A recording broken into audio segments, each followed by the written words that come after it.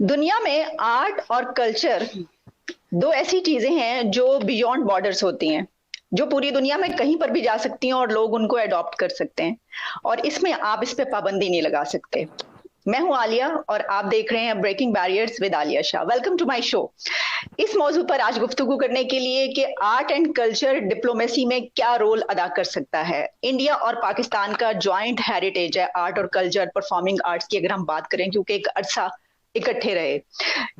ये बहुत से इसके पहलू एंगल्स हैं। बात करने के लिए जो मेरे साथ आज पर्सनालिटी मौजूद हैं, पाकिस्तान मीडिया का बहुत बड़ा और बहुत सीनियर नाम है, बहुत सीनियर जर्नलिस्ट है। इन्होंने फिल्म में अमेरिका से मास्टर्स कर रखा है और बहुत, ये तो सिर्फ डिग्री की बात है, लेकिन जो एक्सपीरियंस है, जो इनकी ऑब्जर्वेशंस हैं, उसके मुताबिक वो इससे भी कहीं ज्यादा पढ़े लिखे हैं। एक अरसा तक जियो के इंफोटेनमेंट डिपार्टमेंट को हेड करते रहे। जब मैंने जियो में अपने करियर का आगाज किया तो उस वक्त ये वहां पर जो है हमारी पूरी टीम को, जितना भी डिपार्टमेंट था, सबको हेड करते थे। मेरे साथ मौजूद हैं जनाब अब्दुल रऊफ साहब। Thank you so much sir for joining my show. अस्सलाम वालेकुम, thank you very much for taking me here. Okay, जैसे जी रऊफ साहब, जैसे मैंने बात की कि आपका, क्योंकि आप जब आर्ट और कल्चर की बात होती है, फिल्म की बात होती है, ड्रामा की बात होती है, तो इसमें आपकी ऑब्जर्वेशंस, आपने, क्योंकि इसी पे आपके पास डिग्री भी है, पढ़ा भी, फिर आपने पूरी दुनिया को देखा भी, आप बहुत अच्छा जो है इसके ऊपर बोल सकते हैं। तो मैंने कहा आपसे बात की जाए। आप मुझे बताइएगा कि आर्ट और कल्चर, खासतौर पर जब हम पाकिस्तान और भारत की बात करते हैं तो जॉइंट हेरिटेज है, लेकिन अब जो है हम क्या इसको इस्तेमाल कर सकते हैं, हम डिप्लोमेसी में इसका क्या रोल होता है और क्या रोल हो सकता है?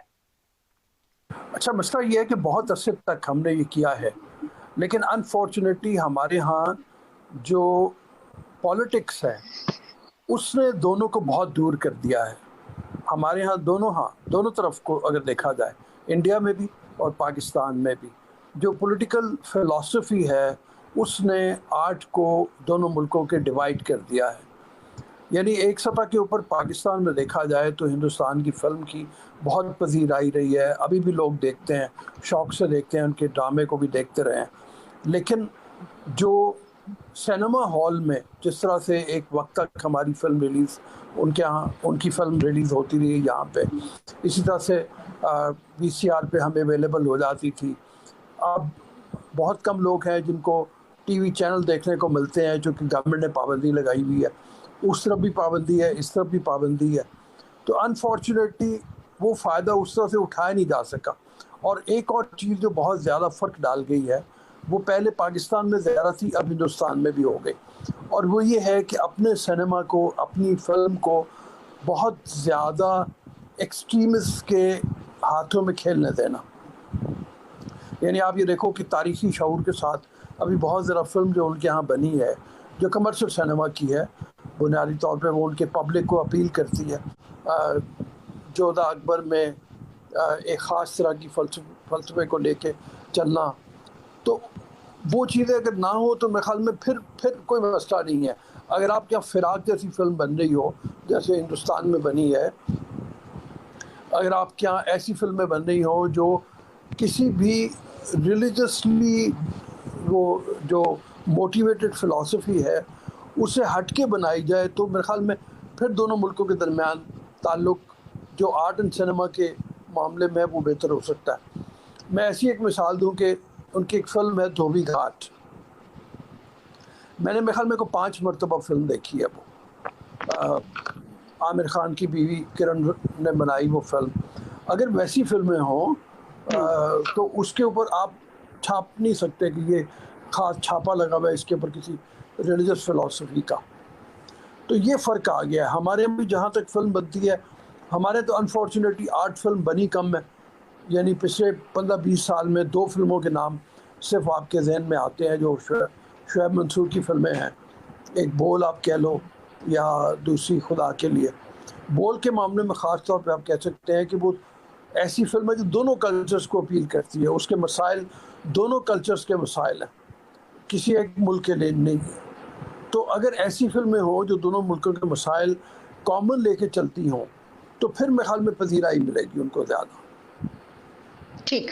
अच्छा रऊफ साहब, क्या मतलब अगर हम देखें कि तकसीम के वक्त की बात कर लें, दोनों मुल्कों में बहुत अच्छी फिल्में बना करती थी, जो जब हम फिल्म इंडस्ट्री की बात करते हैं बड़े जोरों शोर से चल रही थी। फिर उसके बाद पाकिस्तान बहुत पीछे रह गया।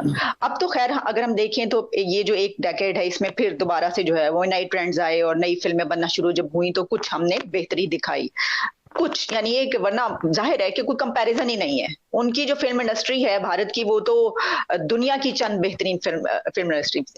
तो अगर हम उसको ना भी देखें, लेकिन इतना पीछे तो नहीं रहना चाहिए था। क्यों ऐसा हुआ?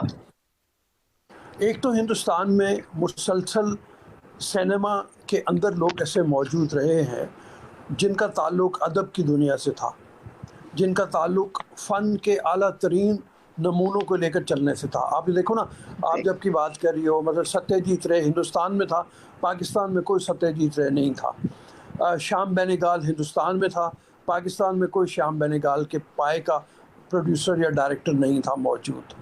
हमारे यहाँ जब यानी आप ये देखो ना कि हिंदुस्तान में फिल्म को हमेशा आर्ट का कल्चर, आर्ट का लेवल दिया गया है। वहाँ पे आर्टिस्ट को भी आर्टिस्ट कहा जाता है, हमारी तरह नहीं है कि जहाँ पे आर्टिस्ट को, काम करने वाले को थर्ड क्लास किस्म का शहरी तस्वुर किया जाता हो।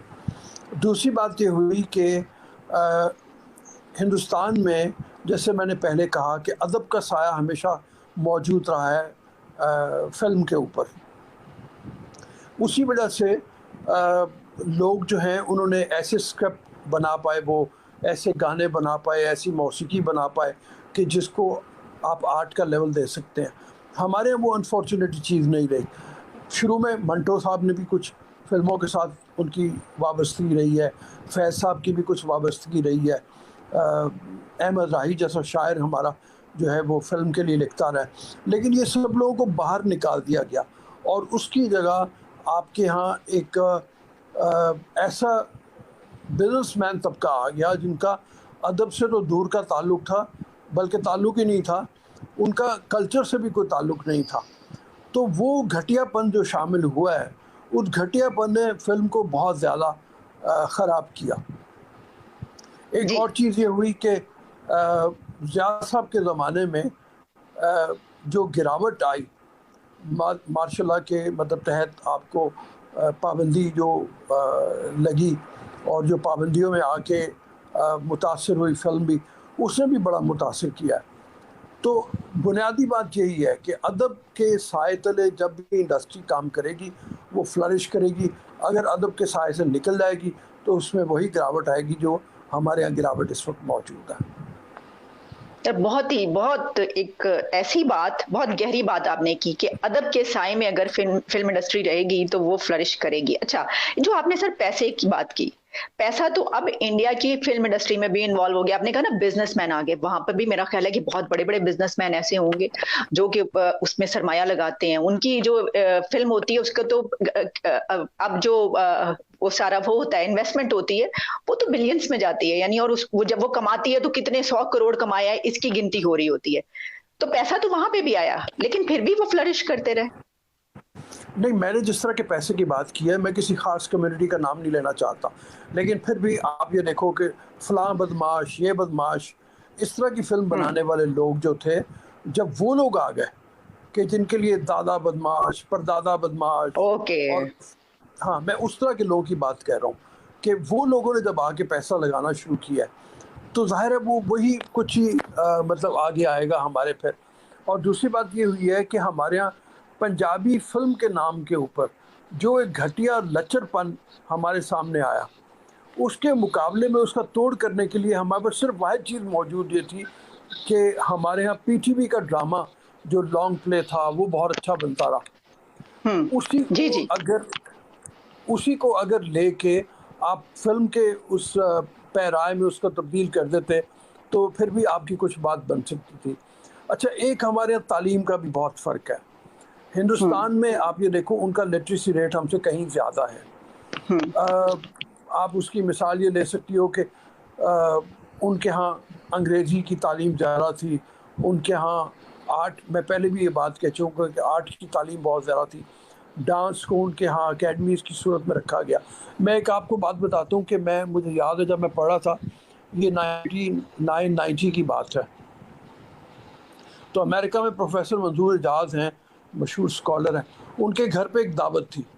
तो वो दावत में उन्होंने कुछ लोगों को मौसीकी के लिए बुला लिया, गाने के लिए बुला लिया। तो उन्होंने कहा कि यार हारमोनियम पे मैं बुला लूँगा, बजा लूँगा, तो मुझे तबला बजाने के लिए कोई चाहिए। तो उनको किसी ने बताया कि तबला बजाने के लिए आप वॉइस ऑफ अमेरिका पे एक आर्टिस्ट है, हिंदुस्तान से उनका ताल्लुक़ है, उनको बुला लीजिए। वो बड़ा अच्छा तबला खातून ने बजाया। मैंने जब थोड़ा सा वक्फा हुआ खाने के लिए, हम रुके, तो मैंने उनसे पूछा कि आपने तबला कहाँ से सीखा है? तो उन्होंने कहा मैंने PhD किया हुआ है तबले में। तो मैंने उनसे पूछा कि अच्छा कितनी यूनिवर्सिटीज़ हैं जो मौसीकी में PhD की तालीम देती होंगी? उन्होंने कुछ 26 यूनिवर्सिटीज़ के नाम मुझे गिनवाए।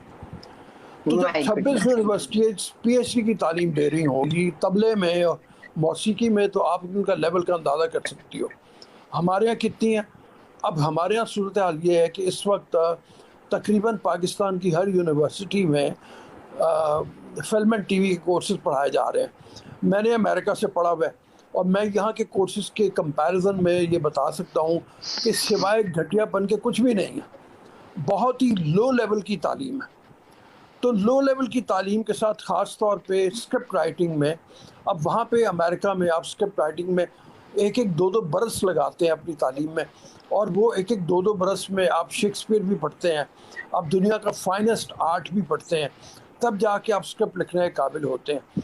यहाँ पे बगैर कुछ पढ़े हुए आपको, मतलब वो हमारे एक बड़े मशहूर डायरेक्टर हैं, उनकी बेगम साहिबा को रखा हुआ था पंजाब यूनिवर्सिटी ने स्क्रिप्ट पढ़ाने के लिए, और वही पंजाबी की 2-4 फिल्में लेके उसी स्क्रिप्ट को वो पढ़ा रही थी। मैं रुखसाना नूर का नाम ही ले लेता हूँ, सहील नूर साहब की जो बेगम है, वो स्क्रिप्ट राइटिंग पढ़ा रही थी। तो सीखना क्या है बच्चों ने। और बाहर की, मैंने बाहर जाके अब इंग्लैंड में भी देखा, अमेरिका में भी देखा और इंडिया में भी देखा। इंडिया में यूनिवर्सिटीज़ में मैं आपको बता रहा हूँ कि यूनिवर्सिटीज़ के बच्चे ही हैं ना जो निकलते हैं फिर फिल्म बनाने लग जाते हैं, और उसकी वजह से आर्ट फिल्म उनकी फ्लरिश ही वहीं से करती है। आपने इश्किया देखी होगी, डेढ़ इश्किया देखी होगी, ये सारी फिल्में नौजवानों ने बनाई जो मुख्तलिफ इंस्टीट्यूट से निकल के आए हुए हैं।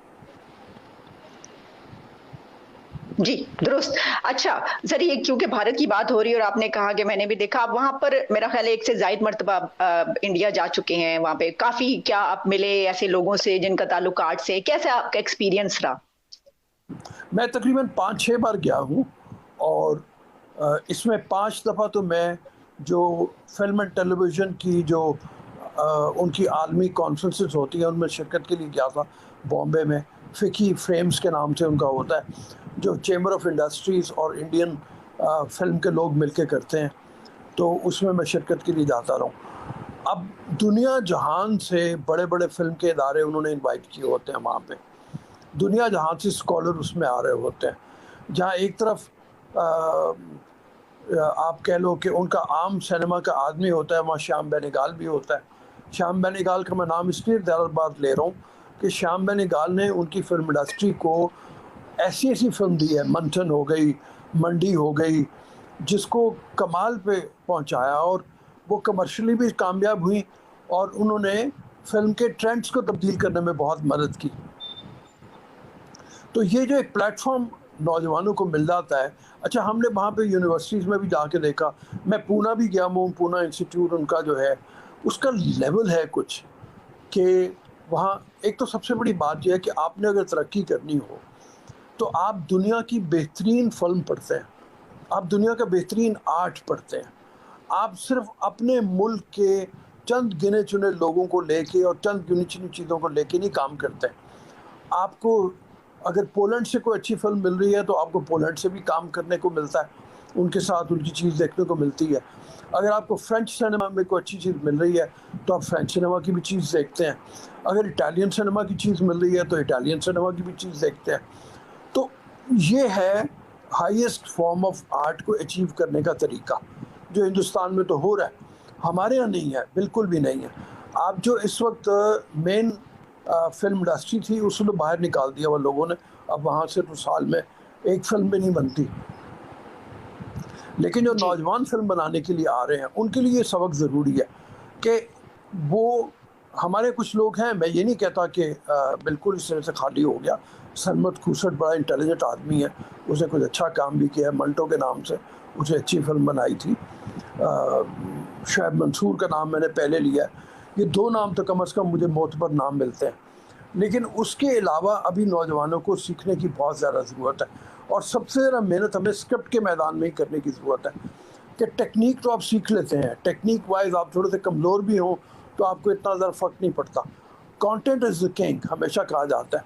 आपका कंटेंट बहुत स्ट्रॉन्ग होना चाहिए, और कंटेंट फिर मैं दोबारा जोर दे के कह रहा हूँ, आपका तभी स्ट्रॉन्ग होगा अगर आप उसको अदब के पैमानों के ऊपर परखेंगे। बिल्कुल, आपने बहुत ही अच्छे तरीके से ये सब बताया। सर, ये जो अभी हमने बात की, आपने जिस तरह कहा कि वहाँ पे आप पूना भी गए और वहाँ पे आप अक्सर कॉन्फ्रेंसेज़ में या ये कि इस तरह के जो मेले होते हैं फ़िल्मों के। पाकिस्तान में वैसे तो हम बहुत से मेले देखते हैं।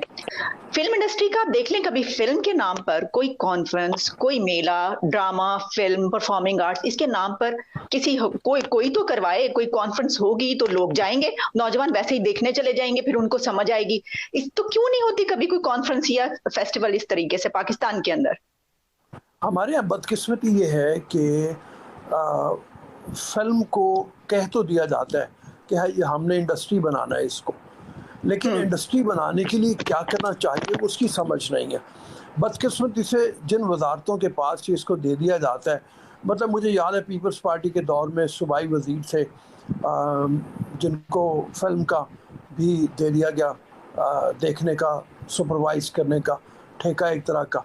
और मैंने उनसे पूछा कि आप क्या करने जा रहे हैं, कहने लगे जी मैं वफ्त लेके इंडिया जा रहा हूँ। तो वफ्त लेके इंडिया जाना, आपने क्या करना है वहाँ जाके जब आपको पता ही कुछ नहीं है? सबसे पहले करने वाला काम ये है कि आप अपने यहाँ एक बहुत आला किस्म का इंस्टीट्यूट बनाएं। आप उस इंस्टीट्यूट से भले साल में 1 या 2 फिल्में ही बनाएं, और फिर नौजवानों को एक तरह का प्लेटफॉर्म भी प्रोवाइड करें। नौजवानों के लिए प्लेटफॉर्म भी नहीं है। दूरदर्शन हिंदुस्तान में को जो सरकारी टीवी है इस्तेमाल किया जाता है इस तरह की चीज़ों के लिए। आर्ट फिल्म भी जो नौजवान बनाते हैं, छोटे लेवल पे बनाते हैं, सबसे पहले उनको वहाँ प्लेटफॉर्म मिल जाता है। ये प्लेटफॉर्म हमारे यहाँ पीटीवी को प्रोवाइड करना चाहिए। पीटीवी सरकारी मीडियम है। पीटीवी को भी अगर आप उसी कमर्शियल रेस में लगा देंगे जिसमें बाकी चैनल लगे हुए हैं, एक मैड रेस चल रही है कि ज़्यादा बकवास किस्म का कंटेंट कौन प्रोड्यूस करेगा, उसी में पीटीवी भी लग गया है।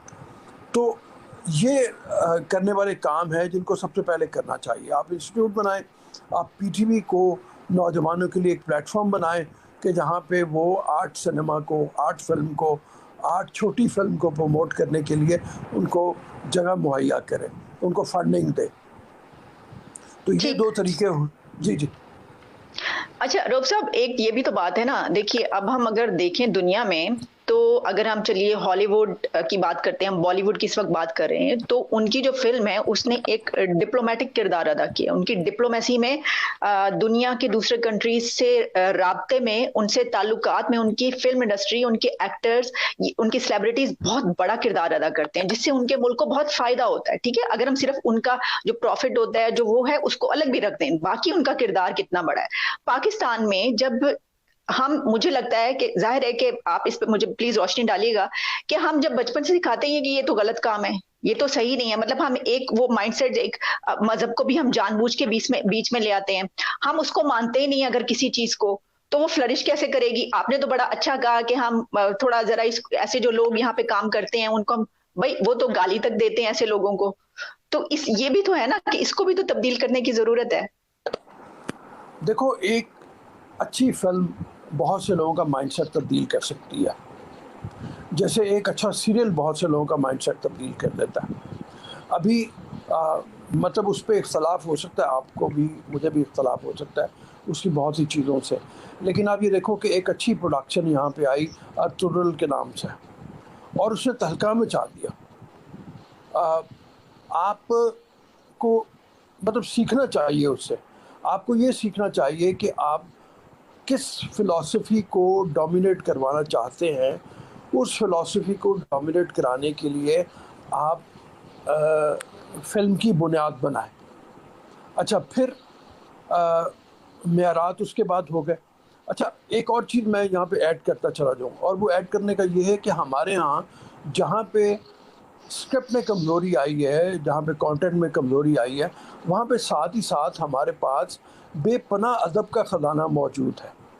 हमें नए सिरे से तलाश करने की या लिखने की ज़रूरत भी नहीं है। यानी हम, आपके मेरे कॉमन दोस्त हैं मुस्तफ़ा हुसैन तारड़ साहब, उनका बेशुमार नावल अभी लिखा गया है, अभी हाल ही में हमारे पास मौजूद है। अभी भी मैं उनका देख रहा था, चीज़ें उनकी राख के नाम से जो उनका नावल है, राख बहुत जबरदस्त नावल है जी। क्यों राख को हम बुनियाद बना के क्यों कोई सीरियल नहीं बना सकते, या कोई हम कोई फिल्म क्यों नहीं बना सकते। कुरतुल एंड हैदर की हमारे पास चीज़ें मौजूद हैं। हमारे पास अभी गर्दिश रंगे चमन जो कुरतुल एंड हैदर का है, हैदर का उसको जी। देखो तो क्या शानदार मतलब स्क्रिप्ट है उसका। इसी तरह से कई चांद से सरे आसमान शमसुर रहमान फारूकी का, फारूकी अगर का आपने देखा हो, फारूकी साहब का हमारे पास जी जी लिटरेचर बिल्कुल मौजूद पढ़ा है, है। ठीक है ना।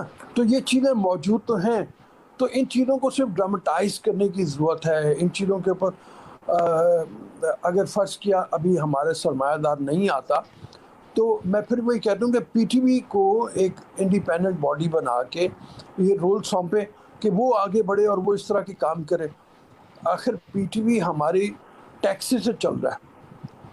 पीटीवी को जब हम सब लोग मिलके बिजली के बिल में अपना एक ख़ास टैक्स दे रहे होते हैं, तो उसको हमारी मर्ज़ी के मुताबिक चलना चाहिए, हमारी बेहतरी के लिए चलना चाहिए, हमारी एजुकेशन के लिए चलना चाहिए। तो ये काम वहाँ से किया जा सकता है, और मेरे ख्याल में बड़ी आसानी से ये हो सकता है। ठीक। तो रऊफ साहब, अगर हम इसको भी एक देख लें कि यहाँ पर पाकिस्तान में ड्रामा बहुत अच्छा बना, इसकी वजह आप ये समझते हैं कि टीवी में पढ़े लिखे, पहले जिस तरह देखिए ना, राहत काज़मी, सायरा काज़मी, इसी तरह बहुत सारे नाम हैं जो रहे, तो ड्रामा हमारा बहुत इतना अच्छा आता रहा कि वो उसकी कैसेट्स पूरी दुनिया में जाती नहीं, लोग देखते रहे पहले जो आते थे ड्रामे। अभी भी जाहिर है कि अब तो बहुत ही फ्लरिश कर गया नेटवर्क, लेकिन वैसा ड्रामा जो है उसको हम कंपेयर करते थे कि इंडिया के पास फिल्म है तो हमारे पास ड्रामा है। तो ड्रामा अगर अच्छा बन सकता है तो फिल्म क्यों नहीं? मतलब ये क्यों, ये फर्क के आप वही एक बात कि फिल्म में अच्छे लोग नहीं थे और यहाँ पर अच्छे लोग आ गए पढ़े लिखे। बिल्कुल बिल्कुल, आपने जवाब खुद ही दे दिया है कि टेलीविज़न सेंटर के ऊपर राहत काज़मी एक्टर तो थे, लेकिन साथ में डायरेक्टर के तौर पे भी काम कर रहे थे। उनकी बीवी सायरा काज़मी एक उतनी टैलेंटेड औरत थी, और पीछे राहत काज़मी जैसे आदमी का सहारा मौजूद था। आपके यहाँ प्रोडक्शन के जनरल मैनेजर्स हों, डिसीजन मेकर्स हों, असलम अदर जैसा आदमी था जो हेड कर रहा एग्जैक्टली। था। तो ये तमाम लोग जो मौजूद थे, एक से एक बढ़ के नाम है। मतलब कुछ लोगों के नाम लेके बाकी लोगों को हमें ये नहीं कहना चाहिए। शीनी पाशा जी जी जैसी थी, बिल्कुल, बहुत जिन्होंने से बाद में बहुत नाम। डॉक्यूमेंट्री में इतना बड़ा नाम पैदा किया। तो ये तमाम जी लोग मौजूद थे। आपको इसके पैरेलल अगर देखा जाए तो इंडस्ट्री में, फिल्म इंडस्ट्री में एक भी ऐसा नाम नहीं मिलता। और बदकिस्मती ये है कि जिन चंद फिल्मों को हम बहुत बड़ा समझते हैं, वो एक्चुअली बहुत बड़ी नहीं है। मतलब हम बहुत तारीफ़ करते हैं जी, हमारे यहाँ ज़रका जैसी फ़िल्म बनाई गई। मैंने ज़रका अभी हाल ही में देखी, मुझे हँसी आ रही थी कि वो अपनी तरफ से बड़ी संजीदगी से उसको फ़िल्म बनाया गया होगा। ऐसी मेलोड्रामेटिक सिचुएशन, ऐसा एग्ज़ैजरेटेड किस्म का माहौल। तो मतलब वो एक ज़माने में अनवर कमाल पाशा वगैरह जैसे लोग मौजूद थे, जिन्होंने रियलिटी बेस्ड सिनेमा कुछ किया, लेकिन वो आगे चल नहीं पाया अनफॉर्चुनेटली। और ठीक। उसकी वजूहात पे हमने पहली बात कर ली है कि उसकी वजूहात क्या रही हैं। लेकिन फिर यही हुआ कि जितना ज़्यादा आपके पास डायरेक्टर टैलेंटेड होना चाहिए, उतना ही ज़्यादा टैलेंटेड आपके पास प्रोड्यूसर भी होना चाहिए। हमारे यहाँ एक ये जो ज़िद थी ना कि हम इसलिए बना रहे हैं कि लोग ये देखना चाहते हैं, लोगों ने आहिस्ता आहिस्ता आहिस्ता करके रिजेक्ट कर दिया उस सिनेमा को बिल्कुल ही। और तब जाके उनको ख्याल आया कि लोग ये नहीं देखना चाहते। इसी तरह से टेलीविज़न का भी हाल हो रहा है। टेलीविज़न अनफॉर्चुनेटली पहले चंद लोगों के हाथ में होता था उसका कंट्रोल। अब उसका कंट्रोल बिल्कुल ख़वातीन, वो भी जो बेचारी कम पढ़ी लिखी हैं, उनके हाथ में आ गया। वो डिक्टेट कर रही है। ये जो रेटिंग गेम है ना, इसने बर्बाद कर दिया। तो वो जो आपका सवाल है ना कि उतना अच्छा ड्रामा भी अब क्यों नहीं प्रोड्यूस हो रहा, इसकी भी वही वजह है कि इतना अच्छा ड्रामा इसीलिए प्रोड्यूस नहीं हो रहा कि अब वो रिमोट ऐसे लोगों के हाथ में आ गया जो उतने एजुकेटेड नहीं है। तो आपका जो फिर ज़ाहिर है जो पढ़ा लिखा आदमी है, जो पढ़ा लिखा तबका है, वो कहीं और देखने चला गया, वो ठीक। नेटफ्लिक्स पे चला गया, वो बाहर की चीज़ देखने चला गया। उसको वहाँ पे अपनी जब मिलनी शुरू हो गई चीज़, तो यहाँ वो छोड़ जाएगा और वो खला पैदा होगा बहुत बड़ा। ठीक। अच्छा डॉक्टर साहब, इसमें ये भी तो बात है ना कि एक दो चीजें शायद हम हो सकता है कि हम बातों के दौरान कहीं ऐसी कोई ज्यादती ना कर दें कि भी कि ट्रेंड्स भी तो है ना, कि अब फर्ज कीजिए हम यही बात करें तो पहले जो ड्रामे बनते थे वो बहुत जबरदस्त थे, अभी भी जो है उनको याद, लेकिन अब ट्रेंड भी चेंज हो गया, अब लोग देखना भी कुछ और चाहते हैं। अब देखिए कि जैसे बड़े नाम अगर देख लें, जो इस वक्त बहुत बड़े बड़े नेटवर्क्स हैं जो कि खास तौर पर ड्रामा बना रहे हैं, उसमें जितने भी ड्रामे बनते हैं वो बड़े हिट जाते हैं, लेकिन जो मयार हम कहते हैं, जो कंटेंट की हम बात करते हैं, वो वहां तक नहीं पहुंच पाता। तो क्या इसमें ट्रेंड का भी असर है कि लोगों का माइंडसेट, सब कुछ चेंज हो गया ना, दुनिया बदल गई? ये मतलब अजीब सी बात यह है कि ये दुनिया से पाकिस्तान में क्यों बदली है, बाकी दुनिया में क्यों नहीं बदली। एक तरफ तो ये बात सही है कि मतलब अमेरिका में भी जो आम पॉपुलर सिनेमा है वो मार्वल सीरीज़ वगैरह में चला गया, जहाँ पे super natural character, super heroes, उनकी फिल्में बननी शुरू हो गई। लेकिन पैरेलल उसके आपको ऐसी फिल्में भी देखने को मिलती हैं जो आपको हिला के रख देती हैं, ऐसा आपको यानी झटका देती हैं कि आप सोचने पे मजबूर हो जाते हैं कि ये इसने क्या कर दिया। वो चीज़ पाकिस्तान में कम अज़ कम मौजूद नहीं है। और जो हमने पहली वजह कही कि मतलब आपका देखो ना, फिल्म है क्या? फिल्म बुनियादी तौर पे एक डायरेक्टर का ख्वाब है। तो जितना बड़ा उसका जहन होगा उतना बड़ा उसका ख्वाब होगा। वो किसी ने, एक यूनानी फ़लसफ़ी ने लिखा हुआ है कि एक बैल से पूछा जाए कि तुम्हारा खुदा कौन है, तो एक बहुत बड़ा बैल बना देगा। तो वो मुराद ये है कि बैल अपनी कायनात अपने जहन के मुताबिक बनाएगा। हमारा डायरेक्टर भी अपने जहन के मुताबिक तख्लीक करेगा अपनी दुनिया की। तो ज़ाहिर है जब जहन ही छोटा होगा तो वो एक घटिया सी तख्लीक ही करेगा ना, और वो घटिया सी तख्लीक वही होगी। अब आपने ये देखा कि हमारा ड्रामा इस वक्त जो है, जिसकी ड्रामे की अगर हम बात कर लें, वो वही सास बहू, साली का जेठ से मोहब्बत, जेठ की साली की दोस्त से मोहब्बत, उससे बाहर नहीं निकल पा रहा। बाहर जिस वक्त आप देखते हो तो मतलब आप इंडियन जब आर्ट फिल्म की भी बात कर रहे हो तो उसमें रवायती मोहब्बत तो एक तरफ उठ के उसको रख दिया जाता है ना, आप इससे उठ के ऊपर की बात करते हो। अब मैं जो देखने वाले हैं उनको दोबारा कह रहा हूँ कि आप धोबी घाट जैसी फिल्म देखें और आपको पता चले कि क्या खूबसूरत अंदाज में फ़िल्म को पेश किया जा सकता है। या फिराक जैसी फिल्म देखें, उड़ान देखें। उड़ान जो है वो एक बाप की और बेटे की कहानी है, इसमें कहीं मोहब्बत का उस तरह से तज़किरा नहीं है। फिराक मिटती हुई मुस्लिम तहज़ीब, उसको जिस तरह से उसने पोर्ट्रे किया है, और उसके साथ लेंस जो बॉम्बे का था उसको जिस तरह से लेके नंदिता दास ने बनाया है, मतलब ये चीज़ें देखें। आपकी अगर आसान लहजों में भी, लफ्ज़ों में भी अगर बयान किया जाए, एक तो होती है आपकी जो inner structure of the story, जो सिंपल सी आपकी कहानी है, दो तीन रिश्ते हैं, उनकी कहानी आप लेके चलते हैं। एक होते हैं आपके आउटर इफ़ेक्ट्स, आपके बैरूनी जो असरात हैं वो क्या पड़ रहे हैं। बैरूनी असरात जितने बड़े होंगे उतना बड़ा ड्रामा आपका होगा, उतनी बड़ी कहानी आपकी होगी, उतने बड़ी कॉन्ट्रडिक्शन आपकी बनेंगी। और कॉन्ट्रडिक्शन और कॉन्फ्लिक्ट आपको पता है ये बुनियाद है किसी भी बड़े ड्रामे की। जितना बड़ा कॉन्फ्लिक्ट होगा उतनी बड़ी फिल्म होगी, उतना बड़ा ड्रामा होगा। तो दुनिया में आपको ये पढ़ना चाहिए, और ये दुनिया की फिक्शन आप पढ़ो, आपको पता चलता है कि कहाँ कहाँ लोगों ने तजर्बे किए हैं फिक्शन के मैदान में। मैंने भी हाल ही में ओरहन पामूक को काफ़ी ज़्यादा पढ़ा, और ख़ास तौर पे उनकी माय नेम इज़ रेड, जिसके ऊपर उनको नोबेल प्राइज़ मिला है। तो लोगों को पता चले ना, ज़रा ओरहन पामूक को पढ़ें और पता चले कि मुस्लिम तहज़ीब के अंदर भी बारीकियों में क्या क्या कहानियाँ मौजूद है, और फिर एक आम सी मिस्ट्री को बड़े एक आउटर इफ़ेक्ट के साथ किस तरह से पेश किया जा सकता है।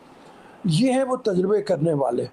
इन तजुर्बों को आप करेंगे तो आप बड़ी फिल्म बनाएंगे, आप बड़ा ड्रामा बनाएंगे, नहीं तो आपको नाकामी का सामना करना पड़ेगा। ऑलराइट, रऊफ साहब, कोई ऐसी बताइए कि जब हम बात करते हैं कि जंग से बचने का एक ही तरीका है कि दोस्ती हो जाए, खासतौर पर ऐसे दुनिया में जितने भी कंट्रीज हैं जो आपस में नेबर हैं लेकिन इसके बावजूद बड़ी दुश्मनी रहती है दोनों में, जिसमें पाकिस्तान और भारत भी आप जानते हैं, और हर वक्त जंग खतरा मंडलाता रहता है। तो बड़ी जंगें देख ली, उसके नतीजे में जो हाल होता है इंसान का, तो बचने के लिए आर्ट और कल्चर जो है वो सबसे बड़ा मेरा ख्याल है टूल होता है। क्या किया जाए दोनों के बीच? चलो कम से कम आर्ट, कल्चर, परफॉर्मिंग आर्ट्स, इसी को बढ़ावा दिया जाए, इसी से जो है वो कॉन्टेक्ट्स बढ़े।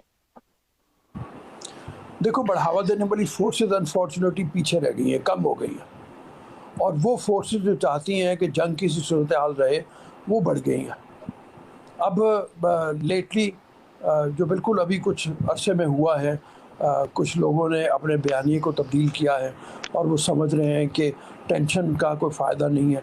उसके नतीजे में आप देखो, फ़ायदा नहीं है, क्रॉस बॉर्डर टेंशन थोड़ी सी कम हुई है, लेकिन इसमें कसूरवार दोनों तरफ के लोग हैं, दोनों तरफ की जनता है, दोनों तरफ की पॉलिटिकल पार्टीज़ हैं, और दोनों तरफ के जो इस्टेब्लिशमेंट है उसको भी उसमें उतना ही इल्ज़ाम देना चाहिए। तो अगर ये ठीक नहीं होंगे, ये अपने बयानिए को तब्दील नहीं करेंगे, तो उसका असर फिर आर्ट एंड कल्चर पे भी पड़ता है। मैं जैसे बता रहा हूँ कि हिंदुस्तान में भी ये हुआ, पहले नहीं होता था। सेकुलरिज्म के तहत वहाँ पे डोमिनेट करता था सेकुलरिज्म, ख़ास तौर पे फिल्म इंडस्ट्री में उनकी, लेकिन वो भी पीछे रह गया। तो ये सबसे पहले अपने अंदर ये तब्दीली लानी पड़ेगी दोनों मुल्कों के लोगों को, और एक सेकुलर अप्रोच को अपनाना पड़ेगा, ताकि वो सेकुलर अप्रोच जो है ना, वो दोनों मुल्कों में कॉमन हो जाती है।